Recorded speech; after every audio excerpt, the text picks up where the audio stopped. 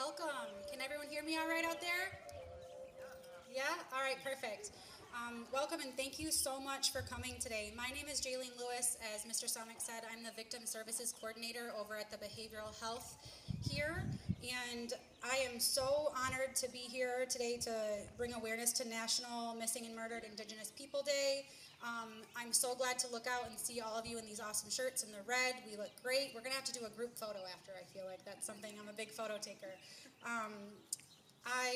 I just want to say that today we're going to start off and we're going to showcase a great partnership with a bunch of people that have been working pretty diligently over the last few months to help me shine a light on the MMIP crisis and bring awareness and to educate the people not only of Isabella County, but as far as our voices can be heard. First, I would like to start off with a blessing from Council Member, Sergeant at Arms, Ms. Christina Otto. God, everyone. Good day, everyone. Thank you all for coming. Miigwech nimishomas ogi bawasi ajil nangam. Miigwech indikid gun nangam gijagat. Wewane je mano gunabamak. Mikwe je bamatsi. Minwa wewane je ganonak. Miigwech kie shkikumukwe. Ogi mijang bamatsiban. Minwa mijang. Ogi mijang nabish. Ogi mijang weishmik. Minwa ogi mijang nasi. Sema, Nabagna, Wabana, Jabana, Nishmak, Minoa, Gawigna, Miigwech, Minoba Matwin, Minoa, Miigwech, Kinagego, and Jishin. So thank you, Grandfather, for shining on us today. I say thank you for this day, that I will look upon everyone, and that I will take to everyone in a good way. Thank you to our Mother Earth for giving us life and food, for giving us water, for giving us the animals, and for the air in which we breathe. From my tobacco to the four directions, east, south, west, and north. Thank you for our good life and everything that is good. Thank you, Grandfather. Miigwech, Christina, thank you so much. I sincerely appreciate your support and always being so willing to support me and everything I'm doing out here in the movement with us today. So I would now like, if everyone who could stand, to please stand and join us with the Blue House Singers in their opening song.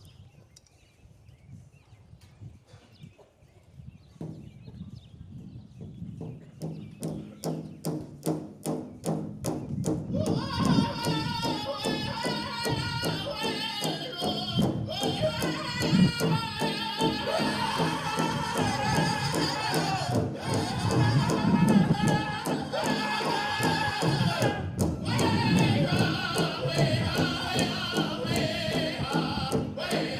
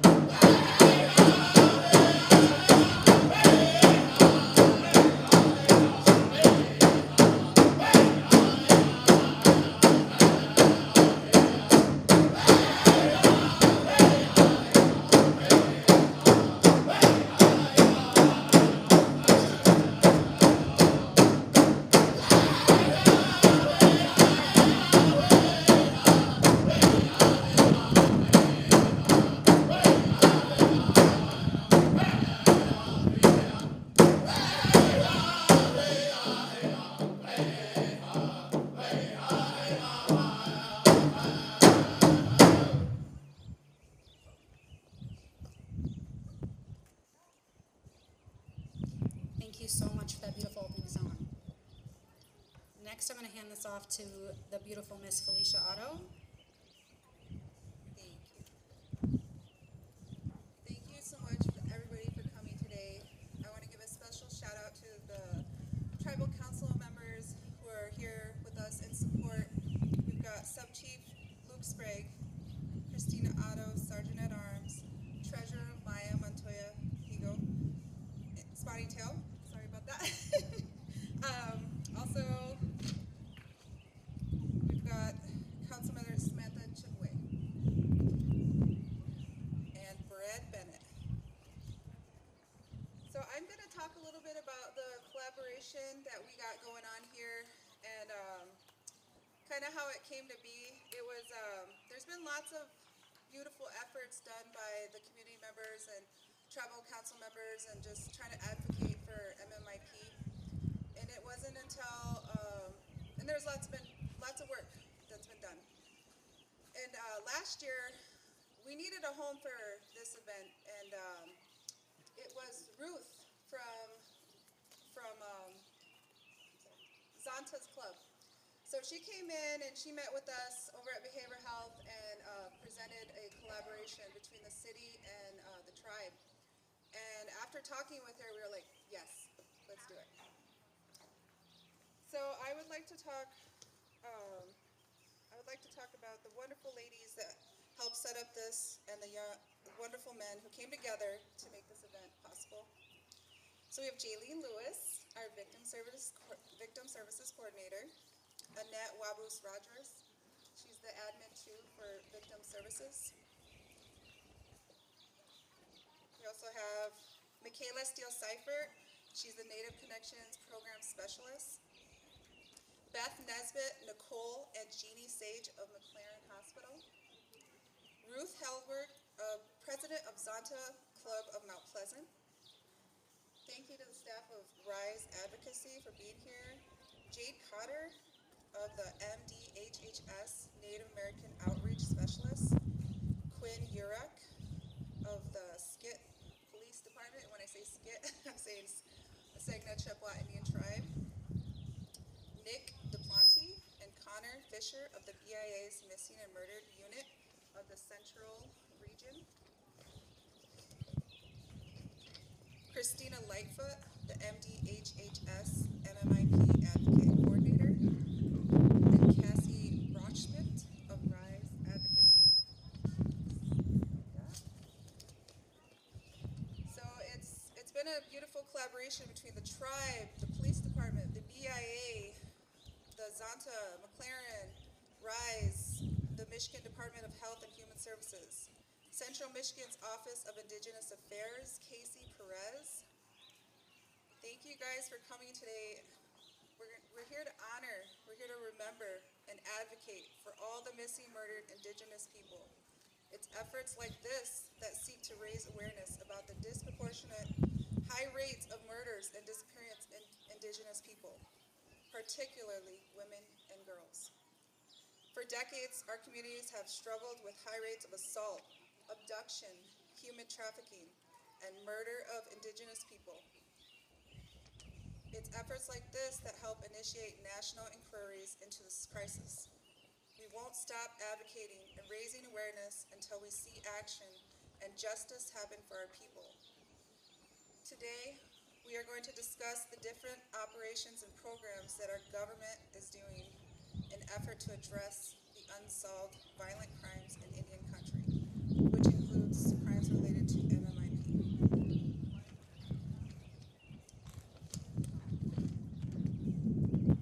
Thank you, Felicia.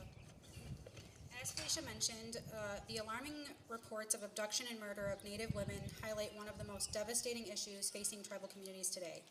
On some reservations, Native women face murder rates more than 10 times the national average. 10 times. Like, I just got goosebumps saying that out loud, right?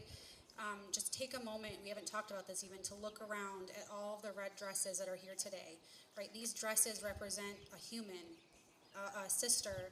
It's not just women, right? It's relatives that is missing or been murdered. And These disappearances and murders are often directly linked to domestic violence, dating violence, sexual assault, stalking, sex trafficking, and long-standing harms against Indigenous communities. In response to this ongoing crisis, grassroots, including ourselves, movements have grown to the local, regional, national, and international levels to honor the lives of missing and murdered Indigenous people, and to work towards lasting safety and support. This is why we wear red on May 5, to bring visibility to the movement and to honor the lives of all missing and murdered Indigenous people. However, raising public awareness alone is not enough. Action and accountability, excuse me here, we're gonna try to get organized.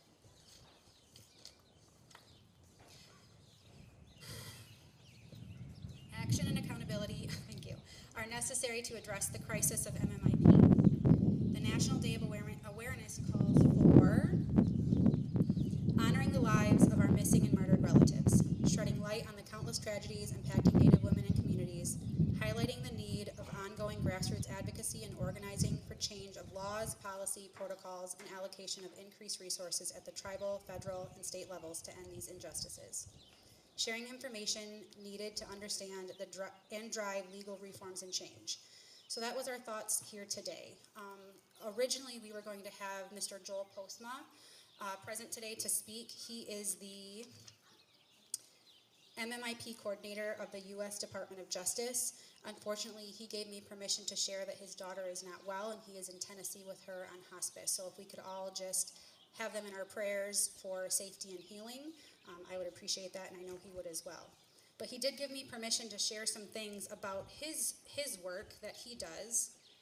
He provided me with an executive summary, so I know it's more reading, but I'm going to read this. This is from the Not Invisible Act. There is a crisis in tribal communities, a crisis of violence, a crisis of abuse, and a crisis of abject neglect affecting Indian women and men, Indian children, and Indian elders. The federal government must act now, not tomorrow, not next week, not next month, and not next year. Once and for all, the federal government must end its systematic failure to address the crisis and redress, I got red dress on the brain here, guys, redress and resolve this. We call on the federal government to declare a decade of action and healing to address the crisis of missing, murdered, and trafficked Indian people. So this Not Invisible Act is one of many that our government is putting together to make changes. A segue for one of our speakers today is there was a press release done April 1st from the Department of Justice, Operation Not Forgotten. So there are some stats here that I'd like to share with you.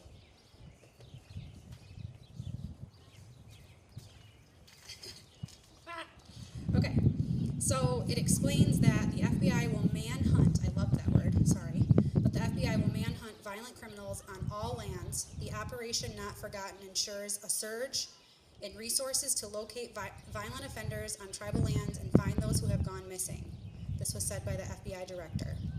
They explained that the beginning of fiscal year 2025, FBI's Indian Country program had approximately 4,300 open investigations, including 900 death investigations, 1,000 child abuse investigations, and more than 500 domestic violence and adult sexual abuse investigations. Throughout this Operation Not Forgotten, a task force was placed. This is the third deployment for Operation Not Forgotten, in support of investigating over 500 cases in the past 2 years. Combined, this has resulted in the recovery of 10 children victims, 52 arrests, and 25 indictments. So this is an effort that will be supported by the department's MMIP Regional Outreach Program, which places attorneys and coordinators in the U.S. Attorney's Office across the United States to help prevent and respond to cases of missing and murdered Indigenous people. And that is what Mr. Joel Postma, he is the MMIP Regional Coordinator. So they work very closely with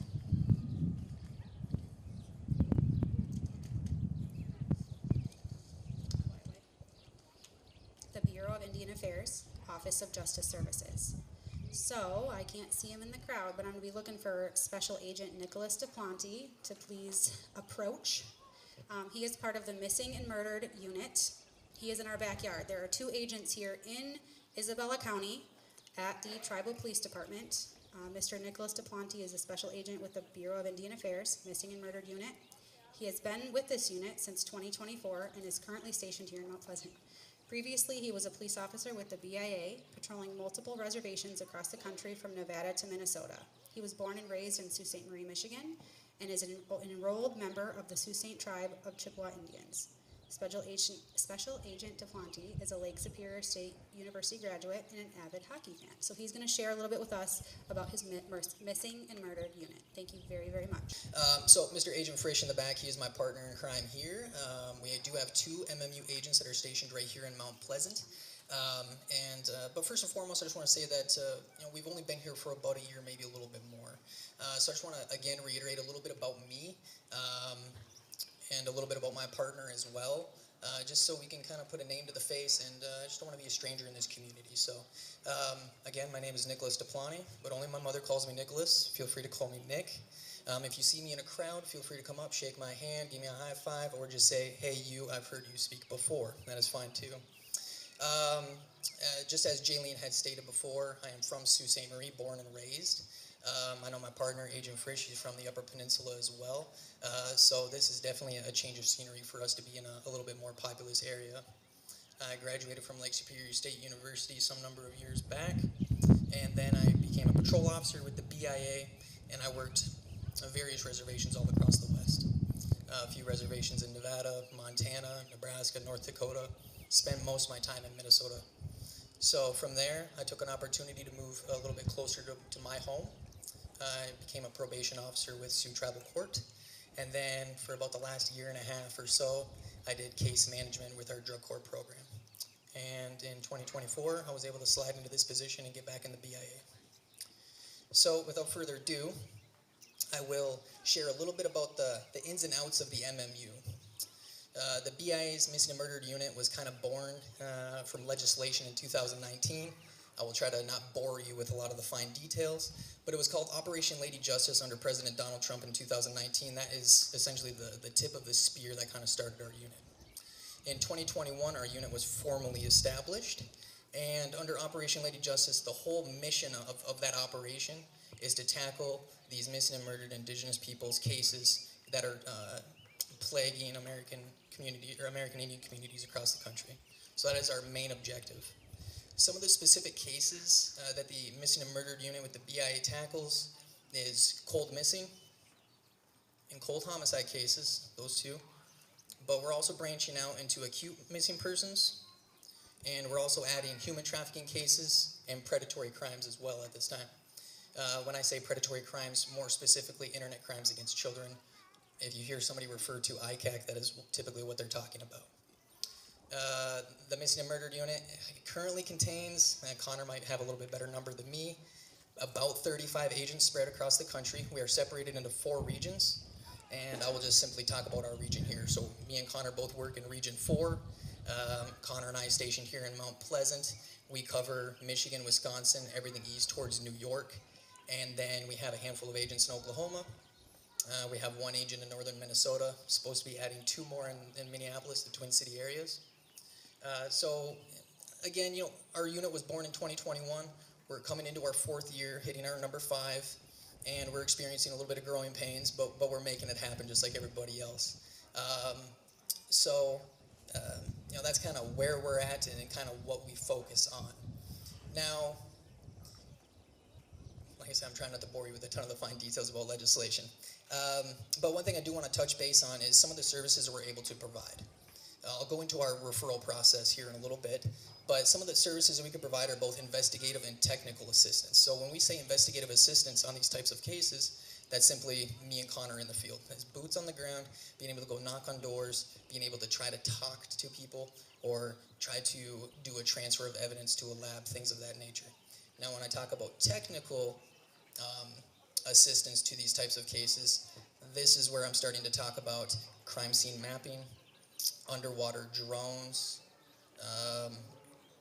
We have ground penetrating radar that can assist in these types of cases as well.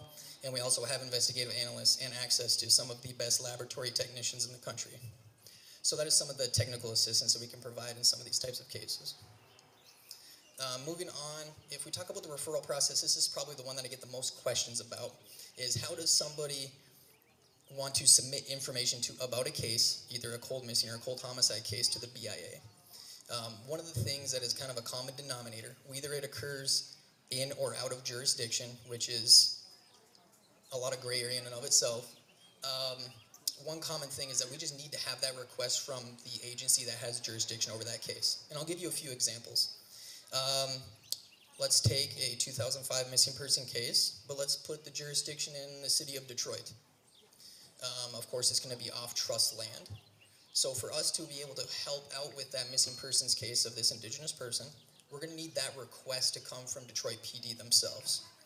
And if we go to the other side of things, we'll choose Sault Ste. Marie Tribe, for example. Let's take a 2007 missing persons case from '07 and occurred on trust land. Again, we're going to need that information or that request, that referral submitted, and a formal request from somebody from the tribal PD up there. Take, for example, Chief of Police Robert Marchand.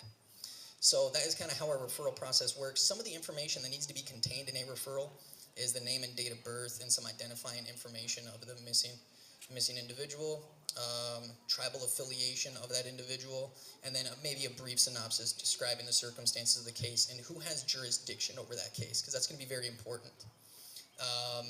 Aside from the referral process, there is a ton of places where you can submit tips and referrals. The convenient thing is that my business card, and Connor's as well, all has that tip line information posted on the back of it. I have a load of business cards with me. I'll make them available. I'm going to be available through the duration of this event.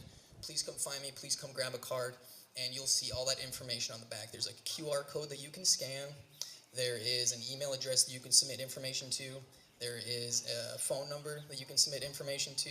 And there's also a text number that you can text information to as well on these types of cases if you wish to submit a referral about a case.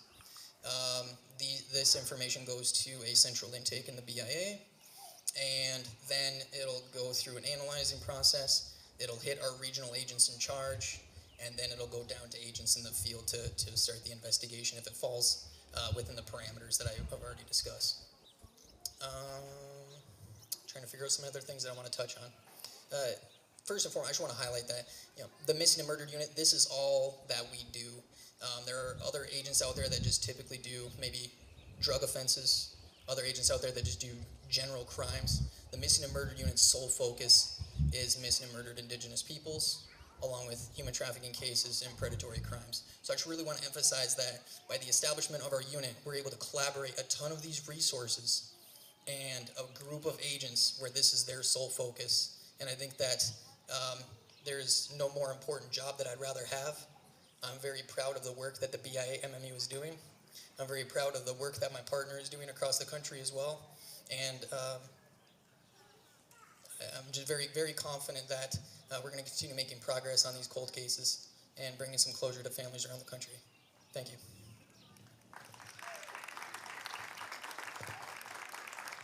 Miigwech, Special Agent DePlanty, we appreciate you coming today and everything that you do for our community. So at this point, if it's not too screechy,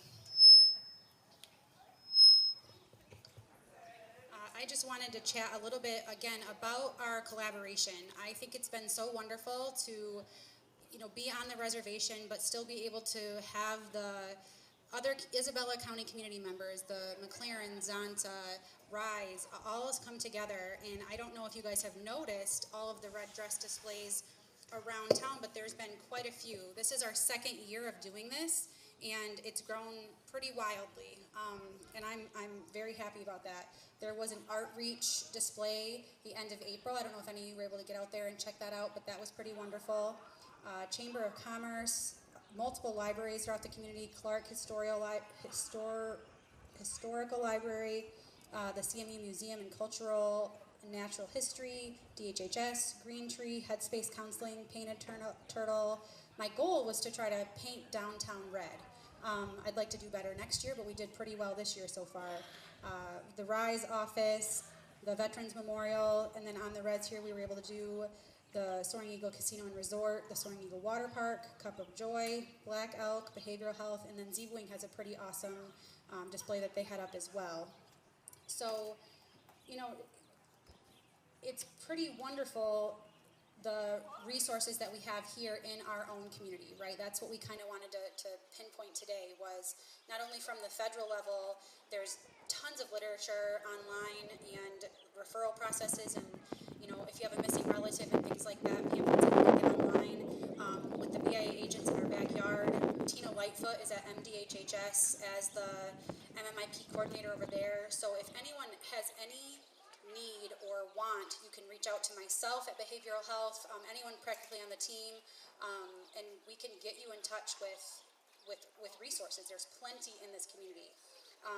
So that's really what we were excited about showing to you all today. I would like to call up everyone on my No More Stolen Sisters team to come up here with us, and including the snowbirds, if you're out there in our stands, if you could please come up here and accept our gift of tobacco. And then everyone else, when the snowbirds are up here, if you could please stand if you're able, while the snowbirds perform an honor song for us.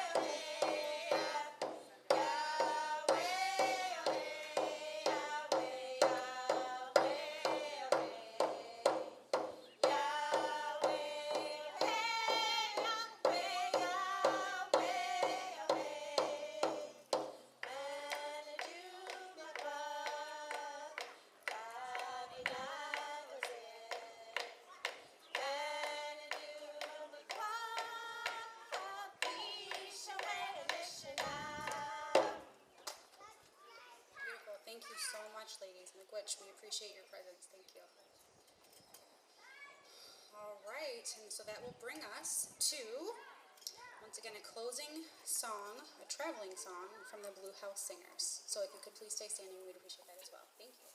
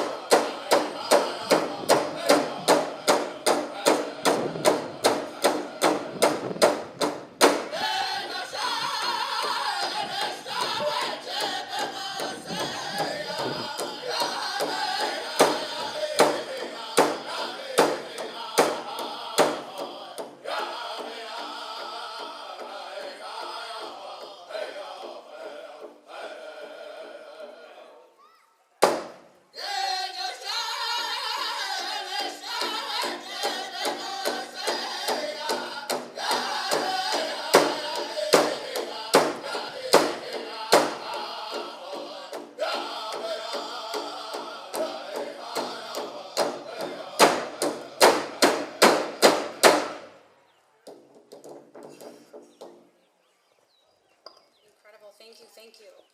And for everyone here, again, we all appreciate your presence. I would like you all to please make sure you've grabbed shirts and swag. There's stickers and bags. There's plenty of, if you haven't grabbed a water, cookies. I'd like to send you home today with safe travels, love, and hopefully some more knowledge on our movement. And again, you can contact me at Behavioral Health or any of us. Come talk to us after if you'd like. But again, thank you kindly for coming. We appreciate you all.